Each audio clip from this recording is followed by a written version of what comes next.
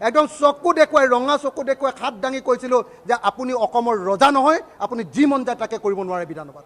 আপুনি অসমত গৃহমন্ত্ৰী হৈ সাম্প্ৰদায়িক সংঘাত কৰিব, সাম্প্ৰদায়িক সংঘৰ্ষ লগাব, এইটো আমি মানি নলওঁ।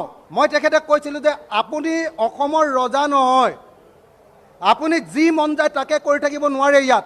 অসমৰ মুখ্যমন্ত্ৰীয়ে যেতিয়া সাম্প্ৰদায়িক কথা কৈ আছিলে, মই তেখেতে কৈছিলোঁ যে আপুনি অসমৰ ৰজা নহয়, আপুনি যি মন যায় তাকে কৰি থাকিব নোৱাৰে ইয়াত। মই কৈছিলোঁ যে আপুনি হিন্দু মুছলমানৰ মাজত কাজিয়া লগাই থাকিব, এই কথাটো আমি কেতিয়াও মানি নলওঁ।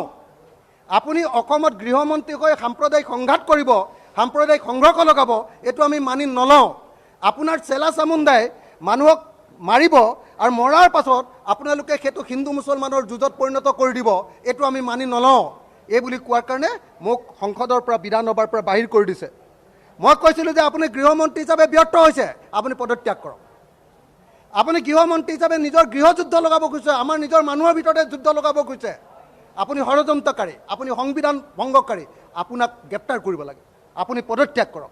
এই প্ৰশ্ন মই বিধানসভাত উত্থাপন কৰিছিলোঁ আৰু উত্থাপন কৰাৰ কাৰণে মোক বাহিৰ কৰি দিছে। আৰু মই বাহিৰ কৰি দিয়াৰ কাৰণে সুখী, কাৰণ মই একদম শাসনত থকা মানুহক প্ৰশ্ন কৰিছিলোঁ, আপুনি ৰজা নহয়, আপুনি যি মন যায় তাকে বিধানসভাত কৈ থাকিব নোৱাৰে। মোৰ সময়খিনিত কৈছিলে, মই আজি কোৱালিটি এডুকেশ্যন বিল যেতিয়া আনিছিলোঁ, সেই সময়খিনিত অধ্যক্ষই মাতি দিলে যে অখিল গগৈ কোৱালিটি এডুকেশ্যন বিলখন উঠাব লাগে। মই উঠাবৰ কাৰণে উঠিছোঁ, উঠাৰ লগে লগে মোক কি কয় হিমন্ত বিশ্ব শৰ্মাই একদম পৃথিৱীৰ সাম্প্ৰদায়িক কথা কৈ আছে, আৰু চব মিছা মিছা কথা, চব অসত্য কথা, চব 2 নম্বৰী কথা, হিন্দু মুছলমানৰ মাজত কাজিয়া লগোৱাৰ কথা, আৰু অসত্য তথ্যৰ ভিত্তিত কৰিছে এইটো। সেইকাৰণে মই কৈছিলোঁ আপুনি এইটো নকৰিব, আপুনি গৃহমন্ত্ৰী, আপুনি অসমখন ৰখাব লাগে নে আপুনি অসমখন ভাঙিব লাগে? আপুনি ৰজা কিন্তু নহয়। মই কৈছিলোঁ হিমন্ত বিশ্বক চকু আঙুলি একদম চকু দেখুৱাই ৰঙা চকু দেখুৱাই হাত দাঙি কৈছিলোঁ যে আপুনি অসমৰ ৰজা নহয়, আপুনি যি মন যায় তাকে কৰিব নোৱাৰে বিধানসভাত।